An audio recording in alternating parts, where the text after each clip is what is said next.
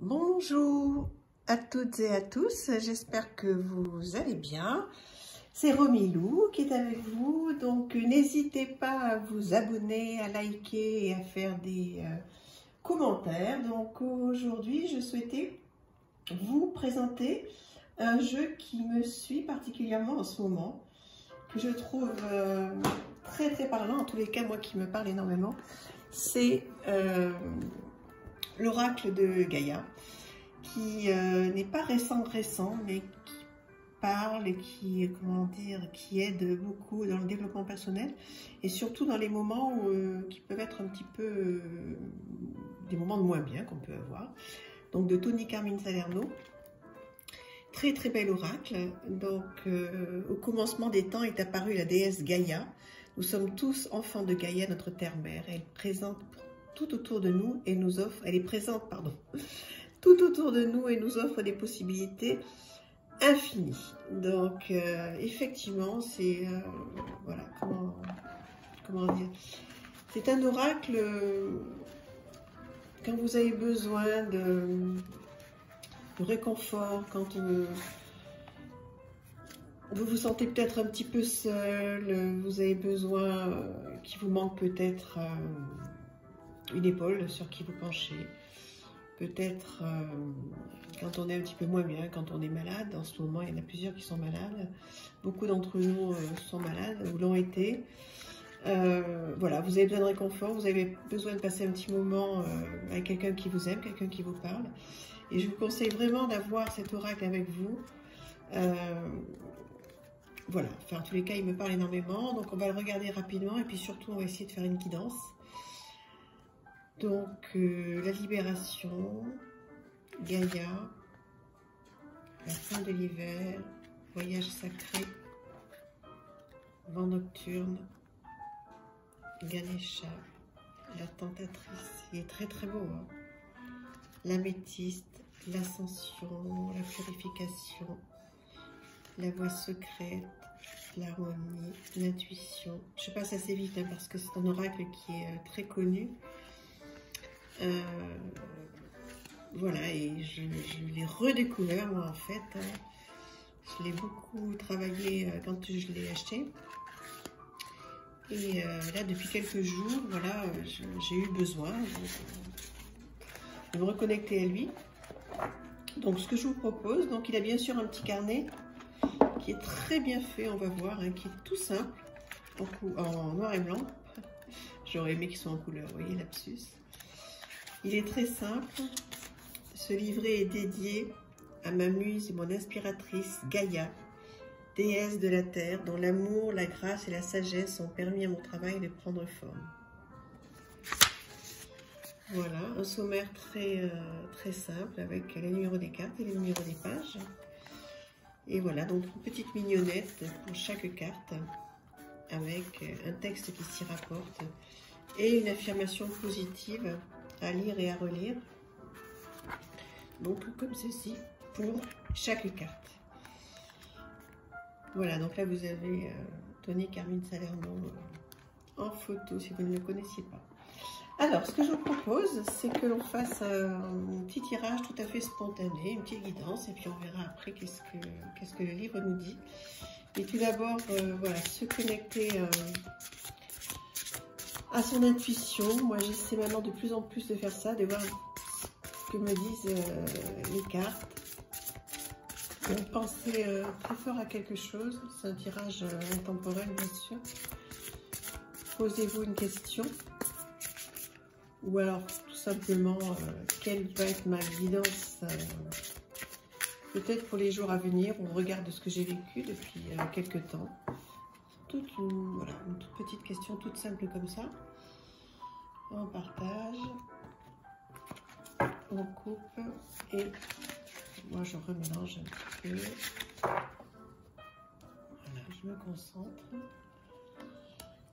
et je vais en tirer 3.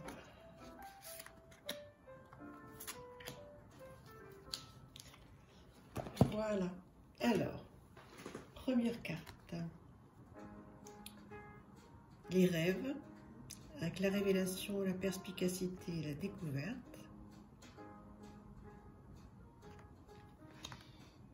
le clair de lune, voyage, romance, potentialité. Donc là, on a quand même 2 fois la lune. Hein. Déjà, c'est la première chose moi qui me saute aux yeux. Et l'appréhension. Sortir de soi-même, doute, peur. Donc, qu'est-ce qu'on peut dire de ces 3 cartes? Moi, ce que je ressens déjà dans cette première carte, c'est peut-être des rêves. Déjà, la première question à se poser, c'est de savoir si on se souvient d'un de nos rêves, d'hier, d'avant-hier, de la semaine dernière. Donc déjà, c'est la première chose à se poser, première question. Est-ce que je me souviens d'un de mes rêves? C'est pour ça que c'est toujours bien de les noter quand on s'en souvient dès le matin. Dans les rêves, on sait qu'il peut y avoir des révélations, des découvertes. Maintenant, est-ce que je ne rêve pas aussi à quelque chose dont j'ai très envie?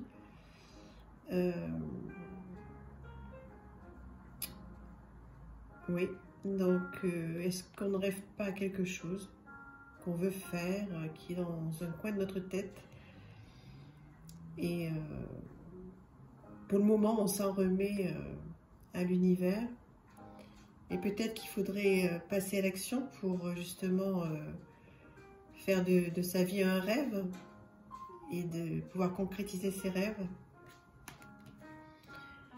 Avec l'appréhension à côté, sortir de soi-même, des doutes et des peurs, peut-être que voilà, effectivement, on a des rêves, on a envie de faire quelque chose, mais on a peur de les réaliser. Peur de quoi? Peur du regard des autres, peur de se lancer dans quelque chose. Si par exemple on a un métier aujourd'hui avec un salaire et qu'on a envie de se lancer dans quelque chose de beaucoup plus, on va dire, de moins dans la matière, mais quelque chose d'un travail moins sécurisant, mais qui nous rendra plus heureux.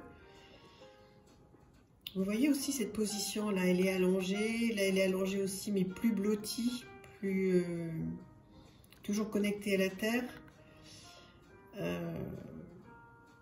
Voilà, donc là on passe du rêve, on rêve de faire quelque chose, on rêve que quelque chose change dans notre vie, mais on a une appréhension, on a des doutes, on a des peurs.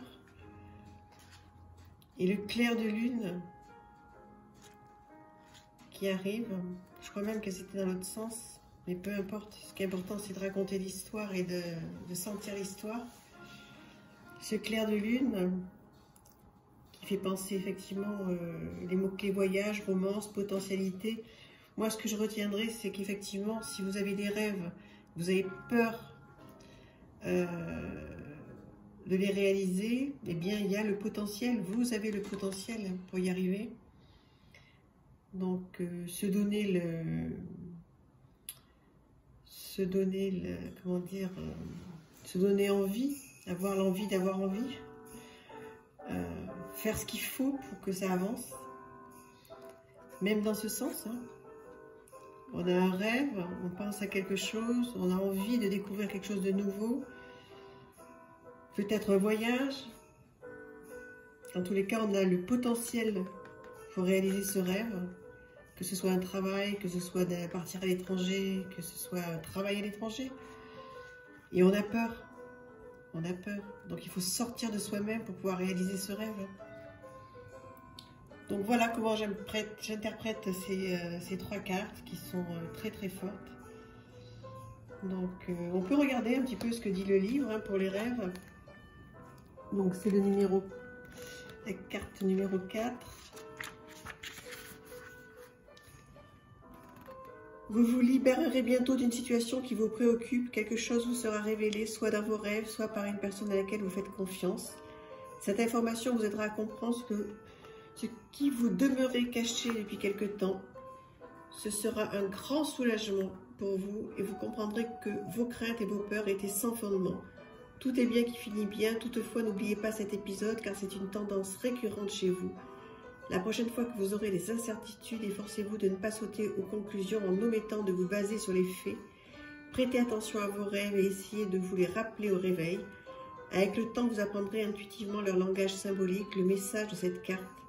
est déjà venu à vous en rêve. Et l'affirmation positive qui est « Je renonce à mes craintes, tout est révélé au moment idéal, tout est bien qui finit bien, je choisis la confiance plutôt que le doute, je me souviens de mes rêves et je comprends intuitivement leur langage symbolique. » Oui, donc effectivement, ça reprend quand même un petit peu beaucoup tout ce que je vous disais. Voilà, puis je vous laisserai aller voir donc les mots-clés de l'appréhension et du clair de lune.